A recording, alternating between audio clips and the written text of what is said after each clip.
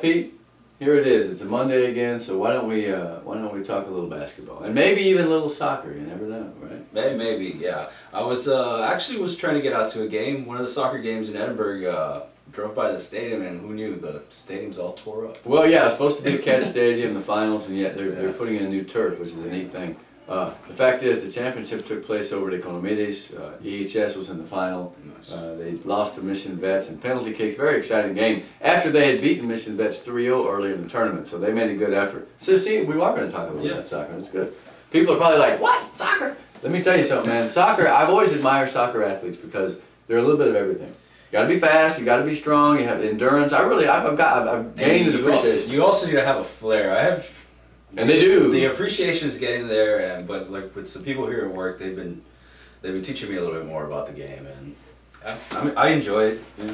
Well, I mean, you know, the thing you have to get used to in soccer is that there's not a lot of scoring. Yeah. So what you do is you begin to see how the plays develop and how the tone of the game develops, and 3 or 4 of those runs down the road, they will then score. Yeah. So I mean, if you can see the holistic picture of soccer, then you don't get bored waiting for, you know, a point a minute. Basketball, of course, would be the opposite of that. Score, score, score. It's a little bit more frenetic, but the action within, beyond the in front of the goals is fantastic. I really enjoy soccer. And speaking of score, score, score, Roe was at it again, and I really don't see a team who's going to stop them in that district. No, you stop them as in finish ahead of them? Yes. No. I think if you were a betting man, which of course neither one of us are, you would be saying Roe's a pretty prohibitive favorite to win. Okay, but lo and behold, here comes Memorial. And that team was ranked #1 to begin. And then they went 8-10. Pretty good article about them in the paper the other day. Now they won 5 in a row and they're playing good basketball. They really are. They're playing red hot. The other night, Papito had 16 and Pablo Adame had 12. That's the guy I was going to talk about today. A good segue. Pablo Adame, the big defensive lineman, he had a dozen. Yep. He's scoring about 8 or 10. Remember, they needed other guys besides Gonzalez. And he's good at the free throw line too when he gets there, and you know he gets there quite a bit with playing down under and all. Mm-hmm. Yeah, I'll tell you what, I was impressed with the run they're on. Now you look at the schedule. Memorial's got some big games coming up, don't they? They do. Memorial's got San Benito, and then they've got Weslaco, which both very good winnable games. Weslaco's a young squad. Weslaco has not won in district, and I think they'll win that game. San Benito is pretty crafty. I think they're 4-4, 5-3 in that range. Memorial beat them the first time, I believe, didn't they? Yes. Yeah. This is gonna be a good ball game, and that's they're playing at home. They're playing on the road, and that's hard because in San Benito, man, you go over there and them people are loud. They're loud and they're. I'm not gonna say obnoxious because I mean fans are fans, but you hear them. You know, it's an enclosed space, and you know, so yeah, I'll tell you what, man, that's gonna be a fun game. It would almost be worth going on the road to see that. I went on the road last week and I saw Edinburgh against Donna. And that was a very big game, both the girls and the boys, especially for the boys, because right now you got Edinburgh, Donna, and Palmview are right there in that second echelon behind Sherryland and Edinburgh North. Donna's tough. They got a couple of scorers. What the Bobcats were able to do in winning that game, one, they got a big game from Gabe Rivas, man. He had 26 and 21. He was killing 6 blocks. He was killing everybody. They won that game even though they lost 2 guys down, in the stretch, 1 to fouls and 1 to an ejection. So, you know, they don't have a lot of depth. So if Edinburgh High was able to win that game, they threw some trick defenses at Donna, held their scores down. Now, Edinburgh plays North Tuesday. On the girls and boys side, that's a huge game. Yeah. And it's a huge game in the standings, but it's also a huge game in the ethos of the city. When Bobcats and Cougars get together, I don't care if they're playing Tiddlywinks or Monopoly, it's going to be crazy. People will be upset, people will be talking noise. I mean, it's just the way it is. I mean, of course. And these days, man, these kids get on Facebook and they start kind of jacking around with each other. It's like, golly, man. I mean, there's a few Cougars Den, JHS boosters. There's a few fan clubs out there that they set up Facebook pages for. You know. Now, carrying the thread from Edinburgh that we talked about a minute ago, Edinburgh Donna, the Bobcat boys against North, going to be a difficult struggle. They've lost twice to them already this year, once early and then in district by 10. Edinburgh only plays 5 or 6 kids. So to have foul trouble against Donna, you can handle that because Donna's not that great.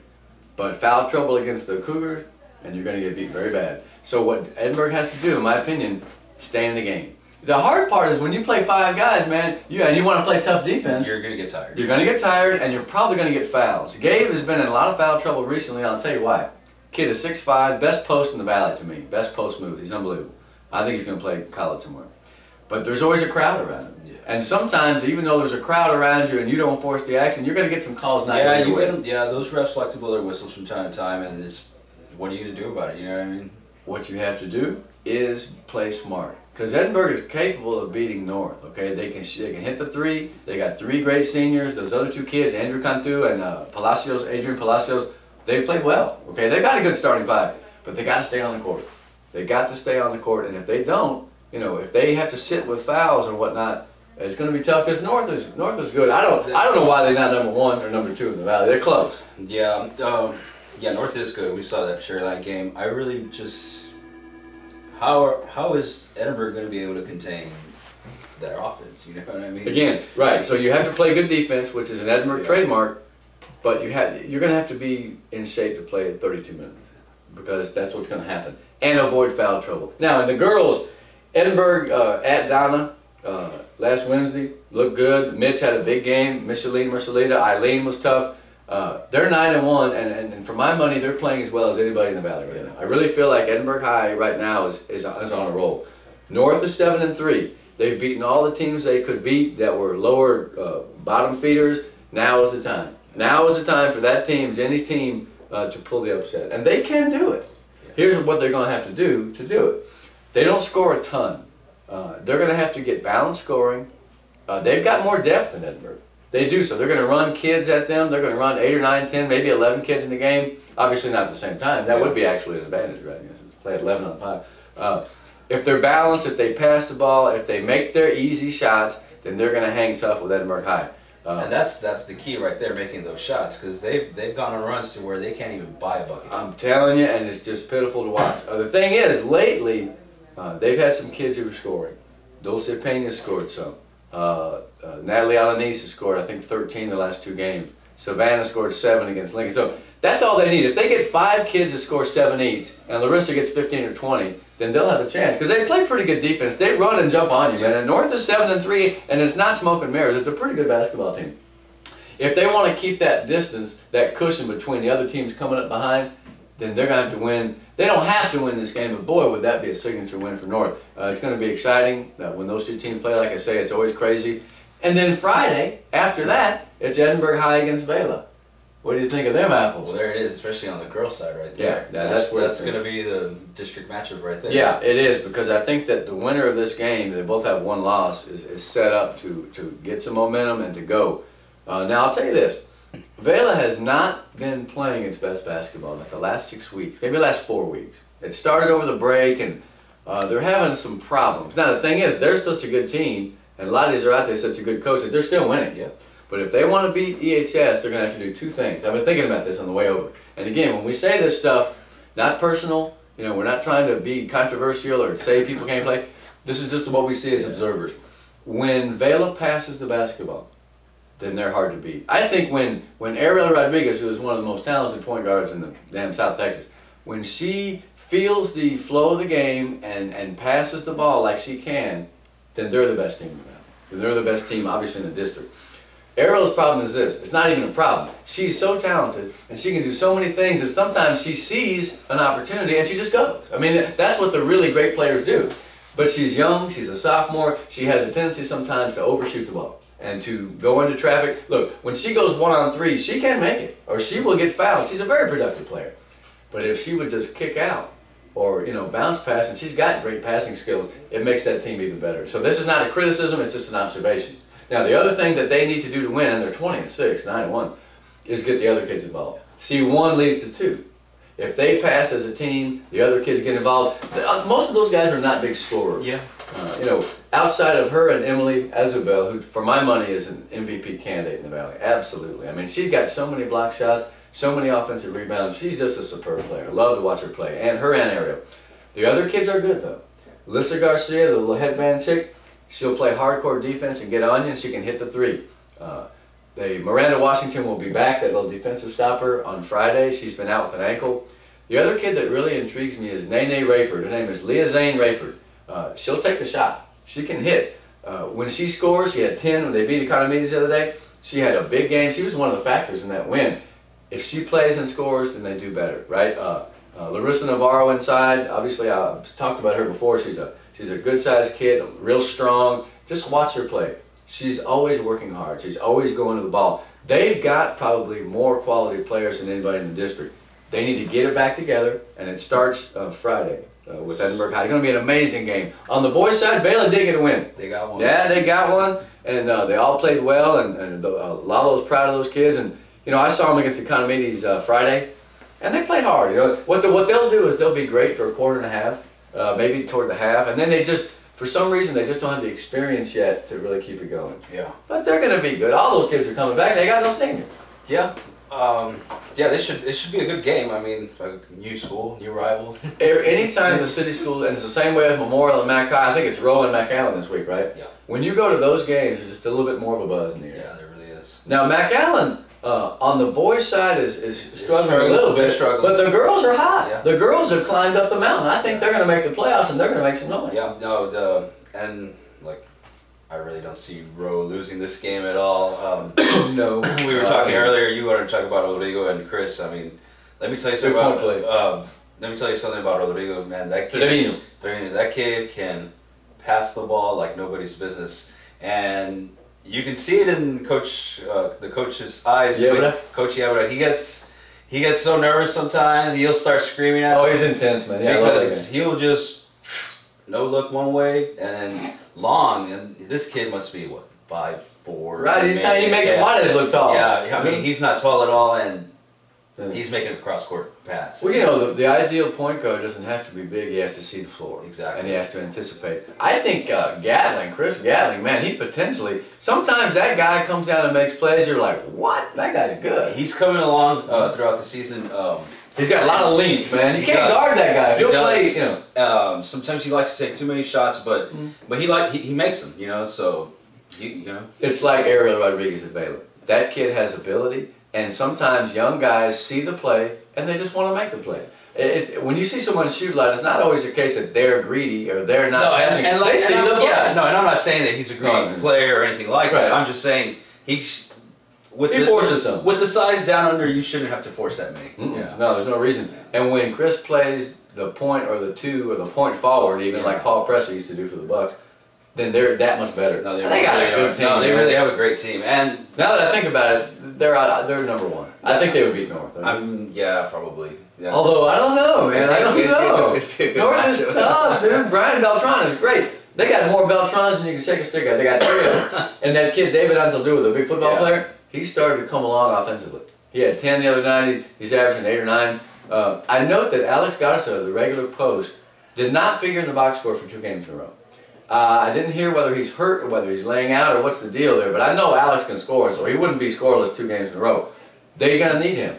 They're going to need to throw big bodies at Gabe, okay? Because that's what you do, surround him with bodies and try to catch him in an offensive foul or 2. You know, when he's making that post move, get in his back, and, you know, it can be done that way. No, North is very good. I think North and Sharyland, and then there's a couple of teams in 32. Yeah. Gosh, I mean, Harlingen and South and Porter and those Fresnos, those are all good teams. Yeah, they really are good teams. There's going to be a hard playoff for 31. Yeah, it really is. Because if Rowe wins the district, then they'll probably get the 4th place team, which, gosh, who knows who that'd be. It's almost Porter right now. I mean, or is it those Fresnos? No, those Fresnos are tough, man. Yeah, any 4 of those teams I would not want to play because they've all got something special, you know. But this year, I don't care which one of them 4 come, Rowe's going to beat you. I predict that right now. They're not going to go out and buy district. They're not even, I think they're going to go 3. Yeah, I really would see them making a good run because all that team does is score and score big. They average in the 60s. And they rebound, and they play defense, they hit the 3, they pass the ball. This may be Everett's best team. And, you know, Alan Martinez, one of the great things about him the other night, they moved him to the wing, and he started playing like... He can do it. He's athletic, man. That may even be where he's most suited, really. He was making 3-pointers. He was, I mean, you're just like, man, how do you stop that? You can't defend that. And if you do, then the other kid kills you. The other inside kid. So, I mean, you know, Rowe's got a lot of versatility. They got 6 or 7 kids who can... What they need to watch out with, and it happened against North.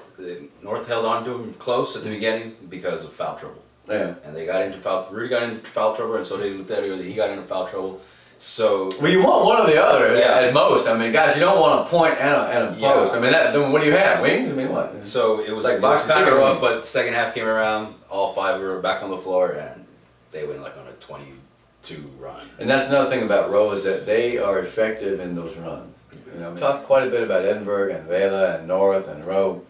Don't forget about both Sharyland teams, because they are both effective. I could see, in fact, if things happen the right way, they could win both those districts. Yeah, I really feel like Sharyland stuff. You've seen them before. Sure. Yeah. No, they're really good. I mean, the boys, you know, came a little bit short against Edinburgh North, and that was probably the game of that district. You know, but they had them. Yeah, they had a lead, and so they know they can have a lead. They got a lot of kids. They play a lot of kids. I feel like the next time they play, Sharyland's going to want to reverse that outcome. I really do think so, also. But Edinburgh North should probably need to hang tough in there, and they should be fine. I really do. I mean, it's going to be another good game. It will be a good game, and there are a lot of good games coming up. I think the next 3 weeks will tell a lot, and we'll be able to sift the wheat from the chaff, as it were. And I think both those teams are wheat. Whoever at Sharyland girls would you want to talk about? The Sharyland girls have a very solid team. Monica Salinas, the senior guards they have, Ron Hell and Sophie Pettis, Alejandra Ruiz I told you about last week, that little half-pint rebounder who to me is just very good. But the wild card is this gal, and her name is Derice Litze Adams, okay? Number 23, she's a junior.